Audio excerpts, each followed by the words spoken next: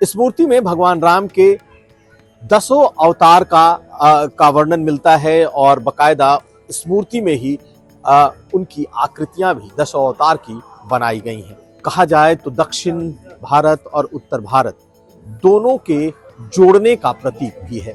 फिलहाल उनके चेहरे पे अभी पीले रंग का कपड़ा ढका है और कहा यह जा रहा है कि जब प्राण प्रतिष्ठा होगी तब रामलला को पहले आईने में उनकी अपने शक्ल दिखाई जाएगी।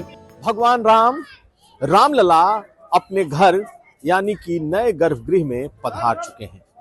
भगवान राम के विग्रह को गर्भगृह के आसन पर विराजमान किया जा चुका है, लेकिन 22 जनवरी को उनकी प्राण प्रतिष्ठा होगी, तब आम श्रद्धालुओं के लिए ये खोला जाएगा। भगवान राम की ये जो नई मूर्ति, नई जो विग्रह बनी है और जिसकी तस्वीर देर शाम सबके पास लोगों ने जिसे देख लिया, दरअसल वो दक्षिण भारतीय शैली की है। मैसूर के मूर्तिकार योगीराज ने उस मूर्ति को बनाया है और भगवान राम की श्वेत वर्ण की श्याम वर्ण की ये जो मूर्ति है, ये खड़ी मूर्ति है, यानी कि रामलला खड़ी अवस्था में है और कुछ 3-4 फुट उसकी ऊंचाई है। दरअसल इस मूर्ति को खड़ी अवस्था में रखने के पीछे का मकसद भी है ताकि दूर से लोग भगवान रामलला की इस मूर्ति का दर्शन कर सकें। क्योंकि याद करिए कि जिस भगवान राम की मूर्ति पूजी जा रही है, जो 1949 में रामलला की मूर्ति का प्राकट्य हुआ या फिर जिसे उस विवादित ढांचे में 1949 में रखा गया, जिन्हें रामलला विराजमान के तौर पर जाना जाता है और जिन्होंने अपनी पैरवी खुद लड़ी थी, यानी रामलला विराजमान के नाम से, उनकी मूर्ति बेहद छोटी थी और दूर से दर्शन भी भगवान राम के बहुत मुश्किल थे।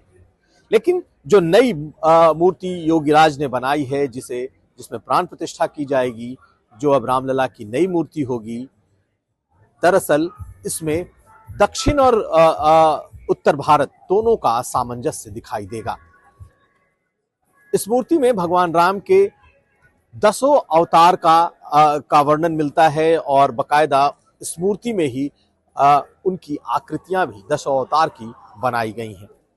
ऐसे में ये मूर्ति बेहद अहम है और कहा जाए तो दक्षिण भारत और उत्तर भारत दोनों के जोड़ने का प्रतीक भी है।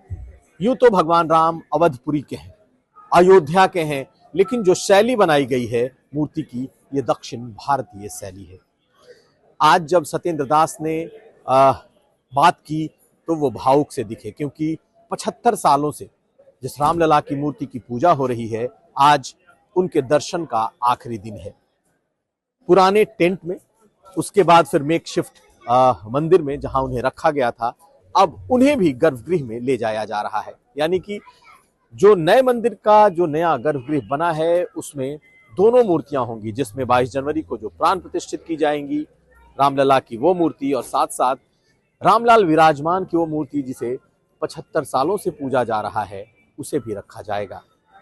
रामलला विराजमान की मूर्ति चल मूर्ति होगी, जिसे कभी कभार उत्सवों पर नगर भ्रमण के लिए निकाला जा सकता है, लेकिन नई मूर्ति, नया विग्रह जब प्राण प्रतिष्ठित होने के बाद रामलला के तौर पर पूजे जाएंगे तो वो अचल मूर्ति होगी।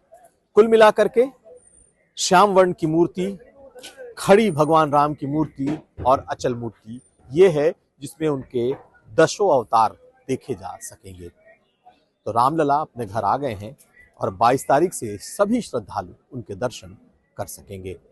फिलहाल उनके चेहरे पे अभी पीले रंग का कपड़ा ढका है और कहा यह जा रहा है कि जब प्राण प्रतिष्ठा होगी तब रामलला को पहले आईने में उनकी अपने शक्ल दिखाई जाएगी और उसके बाद प्रधानमंत्री मोदी उस मूर्ति के आंखों में, यानी कि रामलला की आंखों में काजल लगाएंगे और फिर उसके बाद प्राण प्रतिष्ठा हो जाएगी, यानी कि लोगों के लिए इसे खोल दिया जाएगा। रोहित कांत मिश्रा के साथ कुमार अभिषेक, अयोध्या।